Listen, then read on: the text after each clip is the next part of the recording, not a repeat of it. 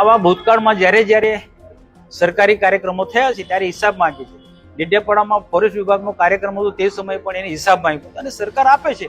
આ વખતે પણ સ્ટેચ્યુ ઓફ યુનિટીનો પ્રધાનમંત્રીનો કાર્યક્રમ થયો અને ત્યાર પછી બિરસા મુંડા જન્મજયંતિનો ઉત્સવ ડેડિયાપાડામાં ઉજવાયો. એ કાર્યક્રમ પણ બહુ સફળ રીતના થયો, એનો પણ હિસાબ માંગ્યો. પણ મેં આજની સંકલનમાં મેં જિલ્લા વહીવટી તંત્ર અને તેમાં ખાસ કરીને જિલ્લાની પોલીસ, નર્મદા જિલ્લાની પોલીસ અને ગુજરાતની જે પોલીસ, બંને કાર્યક્રમમાં ગુજરાત ને નર્મદા જિલ્લાની પોલીસ બહુ કાર્યરત હતી, એમને હિસાબ માંગ્યો. પણ મેં જિલ્લા વહીવટી તંત્રને અભિનંદન આપ્યા બંને કાર્યક્રમ સફળ રહ્યા એના માટે. આનાથી નર્મદા જિલ્લાને આખા ગુજરાતને જબરજસ્ત મોટું નામ મળ્યું છે. સરદાર વલ્લભભાઈ પટેલનો જન્મજયંતિનો કાર્યક્રમ આપણે સ્ટેચ્યુ ઓફ યુનિટીમાં ઉજવાયો. બિરસા મુંડા ટ્રાઇબલ યુનિવર્સિટીનો બિરસા મુંડાના જન્મજયંતિનો ઉત્સવ ડેડિયાપાડામાં ઉજવાયો અને એમાં ટ્રાઇબલ યુનિવર્સિટીમાં જબરદસ્ત મોટી ભેટ મળી છે. તો એમાં ટ્રાઇબલ વિભાગને પણ જબરદસ્ત મોટું નામ મળ્યું છે.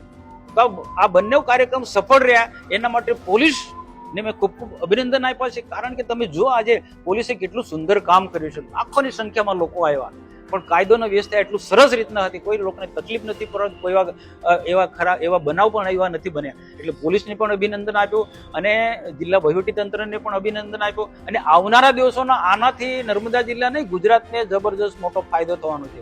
સરદાર વલ્લભભાઈ પટેલના જે કાર્યક્રમો અપાય છે જન્મજયંતિને લઈને, એ સ્ટેચ્યુ ઓફ યુનિટીમાં પણ અલગ અલગ નિરંતર હજુ આ લોકો પ્રવાસ એનો ચાલુ છે. એ સરદાર વલ્લભભાઈ પટેલના જીવનમાંથી પ્રેરણા લેવાની છે. રાષ્ટ્રીય ભાવનામાં લોકોમાં જાગૃત થાય, એકતાના બોધપાઠ લોકો શીખે ને યુવા પેઢી એક દેશના માટે એક સંગઠિત થાય, એ ઉદ્દેશ્ય સાથે દેશના પ્રધાનમંત્રી આવા કાર્યક્રમો કરે છે. તો આમાં કોઈ ખર્ચ તો જે થવાનો જ છે, પણ જે પ્રકારે ધારાસભ્ય ચૈતર વસાવા જે હિસાબ માંગે છે એને સરકાર તો આપી, એને આપ્યો મિટિંગની અંદર.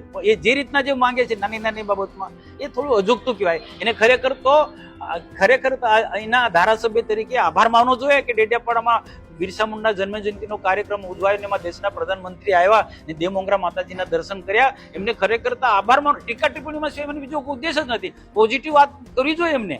સાહેબ, જમણવારની બી વાત કરીએ, 3000ની ડીશો અને સરકારી કાર્યક્રમો કરે છે, 3000ની ડીશો, ચિકન મટન ખાધું કે શું ખાધું એ પણ આજ એની માનસિકતામાંથી બહાર આવવી જોઈએ. કોઈ ચિકન મટન ખાધું નથી. પ્રૂફ આપે ભાઈ ચિકન મટન ખાધું હોય તો.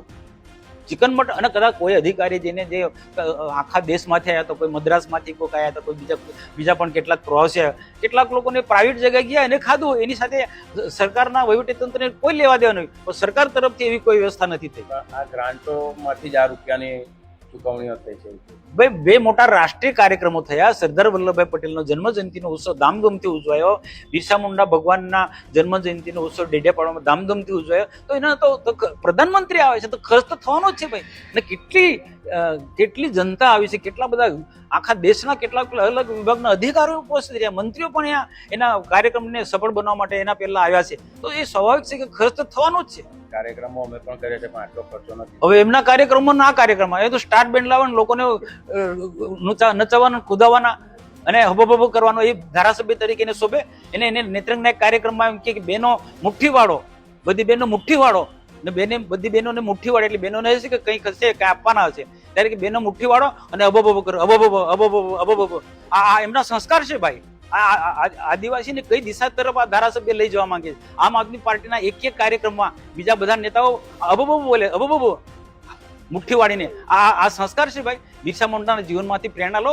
બિરસા મુંડાએ તો એવું કીધું છે, પૂર્વજો અંધશ્રદ્ધા દૂર કરો, વ્યસનો દૂર કરો અને શિક્ષણ પર ભાર મૂકો તો આદિવાસીનો વિકાસ થવાનો. બિરસા મુંડામાંથી પ્રેરણા લેવી જોઈએ. ને રાજ્ય સરકાર, ભારત સરકાર, દેશના પ્રધાનમંત્રી, અમે આ કામ કરી રહ્યા છીએ. દેશને વિકાસના માર્ગે લઈ જવા માંગે, આદિવાસી દેશના વિકાસમાં જોડાય એ રીતના. અને આજે નર્મદા જિલ્લામાં આજે જે બે મોટા કાર્યક્રમ થયા છે, આખા નર્મદા જિલ્લા જ નહીં, આખા ગુજરાત ને આખા દેશે એની જોયો છે, વિશ્વના લોકોએ જોયું છે આ બંને કાર્યક્રમનો. એકતા પરેડનો કાર્યક્રમ કેટલો સુંદર એકતા પરેડનો કાર્યક્રમ હતો. તો આને ખરેખર એમને પ્રશંસા કે આ તો કેવી નિમ્ન કક્ષાની વાત કરે છે. એક બાજુ એમણે અભિનંદન પણ આપ્યા કે બિરસા મુંડાજીની પ્રતિમાને પુષ્પાંજલિ કરી, દેવમોગરાએ ગયા, સારો કાર્યક્રમ થયો. અને બીજી બાજુ આવી વાતો, એનો સ્વભાવ જ છે. મેં નથી કીધું કે નેત્રંગમાં અબો. હવે એનામાં આ જ પ્રકારના સંસ્કાર જે છે, પોઝિટિવ વાતો ક્યારેય કરતા જ નથી. આજે આજે જે પ્રકારે રાજ્ય સરકાર ને ભારત સરકાર જે વિકાસના કામો કરી રહ્યા છે એ વિકાસના કામોમાં ફાયદો એ બી લે છે, એમના સમર્થકો પણ લે છે. મારી પાસે પુરાવા છે. સરકારની જે યોજનાઓ છે એ કે ભાજપના લોકો એકલા થોડા લે છે, બધા જ લોકો હોય, કોંગ્રેસના હોય, આમ આદમી પાર્ટી, બીજા સરકારની સાથે ન જોડાયેલા આમ અને દેશના પ્રધાનમંત્રી 100નો સાથ 100નો વિકાસ કરી જ્ઞાતિ જાતિના ધર્મના ભેદ વગર એ માણસ કામ કરી રહ્યો છે. તો આવી ટીકા ટિપ્પણી વિરોધ પક્ષોએ બહુ કરો, વાંધો ને, અધિકાર છે, તમે હિસાબ માંગો, બધું માંગો, પણ એનું થોડુંક મર્યાદા હોય. માંસ મટન ખાધું આ બધી કઈ એનો કંઈક પ્રશ્ન છે. નર્મદા જિલ્લા અધિક નિવાસી કલેક્ટર શ્રીની અધ્યક્ષતામાં સંકલન સમિતિની બેઠક હતી. એમાં ભરૂચના સાંસદ મનસુખભાઈ વસાવા, અહીંના ધારાસભ્ય દર્શનાબેન દેશમુખ, જિલ્લા પંચાયતના પ્રમુખ શ્રી ભીમસિંહભાઈ તળવી અને અમે સમેત તમામ શાખાના અધિકારીઓ ઉપસ્થિત રહ્યા હતા. ત્યારે નર્મદા જિલ્લાના લોકોના પ્રશ્નોને લઈને વિવિધ બાબતો લઈને ચર્ચાઓ થઈ છે. એમાં મનરેગા હોય, પ્રધાનમંત્રી આવાસ હોય, પાક નુકસાની બાબતે હોય, બીએલઓની કામગીરી બાબતે હોય, રોડ રસ્તા બાબતે હોય, તમામ બાબતોએ આજે એક હકારાત્મક ચર્ચાઓ થઈ છે અને એનું સત્વરે નિરાકરણ આવે એ બાબતોની વાત થઈ છે. બીજું કે હમણાં પેરેલલ બધા સરકારશ્રીના કાર્યક્રમો ચાલે છે. આપે જોયું હશે, વિકાસ પર્વનો કાર્યક્રમ હતો, વિકાસ મહોત્સવનો કાર્યક્રમ હતો, ગૌરવ યાત્રાનો કાર્યક્રમ હતો, એકતા પરેડનો કાર્યક્રમ હતો. ત્યારે આ કાર્યક્રમ દરમિયાન અહીંના અધિકારીઓએ આ જિલ્લાના કેટલું બજેટ વાપર્યું છે એની મેં માહિતી માંગી છે. ત્યારે આજે એ માર્ગ મકાન સ્ટેટ વિભાગના જે મોદી સાહેબ છે પણ ઉપસ્થિત નહોતા અને માહિતી અધૂરી આપી છે. એ જ પ્રકારે તમામ શાખાઓમાંથી કરોડો રૂપિયાના ખર્ચાઓ થયા છે પણ માહિતી આજે આપી નથી. નિવાસી કલેક્ટર સાહેબે કીધું છે કે દિન 7માં તમને બધી માહિતી પૂરી પાડીશું. સવાલ એ થાય છે, નર્મદા જિલ્લો એ દેશનો અતિ પછાત જિલ્લો છે. તમે શિક્ષણમાં પણ જોયું હશે તો નર્મદા જિલ્લો પછાત છે. છેલ્લા માર્ચ મહિનાથી સિકલ સેલ એનેમિયાના લાભાર્થીઓને હજુ ગ્રાન્ટ ન હોવાના કારણે એમને સહાય મળી નથી. અહીંયા કુંવરબાઈના મામેરામાં સહાય હજુ મળી નથી. અહીંયા કુપોષિત બાળકોના ફૂડ બિલ મંજૂર થતા નથી. અધિકારીઓ દ્વારા એવું જણાવવામાં આવે છે કે ગ્રાન્ટ નથી. અને એક બાજુ આ તમામ કાર્યક્રમોમાં 3-3 હજારની ડીશો અધિકારીઓને લંચમાં અને ડિનરમાં જમાડવામાં આવે છે. કરોડો રૂપિયાની ચા પીવડાવેલી છે. 48 લાખ રૂપિયાનું એક કાર્યક્રમમાં પાણીનું બિલ છે. તો આવા બુફેના બિલ લાખોમાં છે, બસોના બિલ 6-6 કરોડ રૂપિયા છે, સ્ટેજના બિલ 10-10 કરોડ રૂપિયા છે. તો જે ટ્રાઇબલના વિકાસ માટેનું બજેટ આવે છે, અધિકારીઓ એમના લાગતા વળગતાઓની એજન્સીઓને બારોબાર ટેન્ડરો આપીને કરોડો રૂપિયા ટ્રાઇબલના બજેટમાંથી વાપરી રહ્યા છે. કાર્યક્રમો સારા થાય છે, એમને અભિનંદન આપીએ છીએ, પણ કાર્યક્રમો અમે પણ કરીએ છીએ, અમને પણ ખબર છે સ્ટેજનું બિલ કેટલું હોય, પાણીનું જમણવાનું. કરોડો રૂપિયા તો ના હોય ને, તો એ બિલો એ લોકો આપતા નથી. પણ ખૂબ મોટો ભ્રષ્ટાચાર આ કાર્યક્રમોના નામે થાય છે. અમે એક 5 લાખનું કામ કરવા માટે અમારે જેમ પર ટેન્ડર મંજૂર કરાવવું પડે, એજન્સી નિવિદા પાડે અને પછી અમારું કામ થાય છે. જ્યારે અહીંયા 10 જ દિવસમાં પોતાના લાગતા વળગતા એજન્સીઓને 10 કરોડના દોડના બિલો આપવામાં આવે છે, 10 કરોડના સ્ટેજના બિલો ચૂકવવામાં આવે છે, 6 કરોડના બસના બિલો ચૂકવવામાં આવે છે, 2 કરોડના ચા નાસ્તાના બિલો ચૂકવવામાં આવે છે, 48-50 લાખના પાણીના બિલો ચૂકવવામાં આવે છે.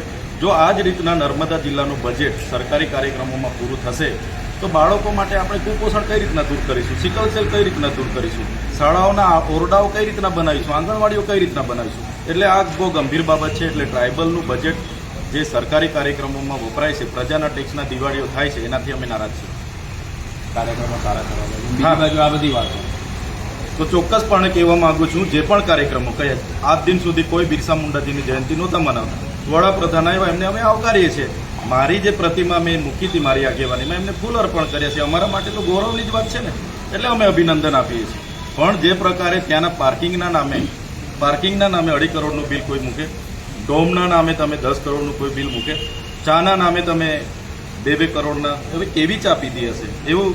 અરે એમણે ડિનરના નામે 10 કરોડના બિલો મૂક્યા છે, તો એમણે શું ખાધું એની વિગત આપો. ડ્રાયફ્રૂટ ખાધા, ચિકન ખાધું, મટન ખાધું, ઘી કેળા ખાધા, અમને તો કહો.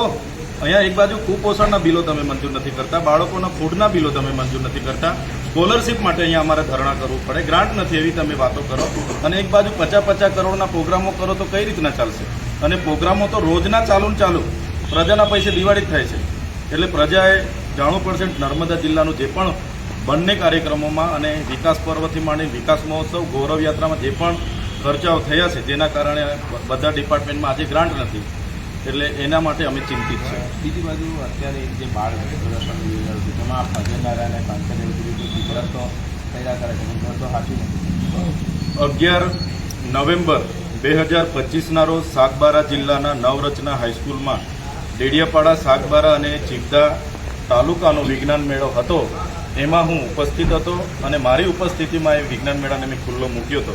એ જ પ્રકારે જિલ્લા પ્રાથમિક શિક્ષણ સમિતિનો 20 નવેમ્બર 2025 એટલે કે હમણાં જ કેવડી પ્રાથમિક શાળામાં વિજ્ઞાન મેળો હતો, ત્યાં હું હાજર હતો. અહીંયા મુખ્ય અતિથિ જિલ્લા પંચાયતના પ્રમુખ હતા, વિશેષ ઉપસ્થિતિ સાંસદોની હતી, અહીંના ધારાસભ્યની હતી અને મારું પણ નામ હતું.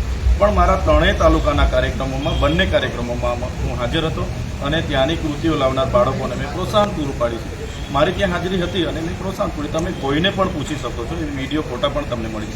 આ જ મહિનામાં ત્રણેય તાલુકાના વિજ્ઞાન મેળામાં હું હાજર હતો. પ્રાથમિક શિક્ષણના વિજ્ઞાન મેળામાં પણ હું હાજર હતો. નામ ન હોવાથી ચૈતર અધિકારી આમાં તો નામ પણ હતું તો આ વખતે પણ એ જ કહેવા માગું છું, અમારી ત્રણેય તાલુકા, મારો મત વિસ્તાર ડેડિયાપાડા છે. ડેડિયાપાડા, સાગબારા, ચિગદાના વિજ્ઞાન મેળામાં હું હાજર હતો. ત્યાં નવરચનામાં થયો અને પ્રાથમિક શાળા કેવડીમાં થયો, ત્યાં હું હાજર હતો. ખરેખર સાંસદ સાહેબે આયોજકોને પૂછી લેવું જોઈએ કે એમના મત વિસ્તારમાં હાજર હતા કે નહીં. અમે ત્યાં હાજર હતા. આ વિસ્તાર તો જસુભાઈ રાઠવાનો છે, દર્શનાબેન દેશમુખનો છે, ભીમસિંહભાઈ તડવીની છે, એમને પૂછો ને એમની હાજરી પૂરો. અમારા વિસ્તારમાં તો અમે હાજર હતા, બીજા કોઈ હાજર નહોતા, હું હાજર હતો ત્યાં.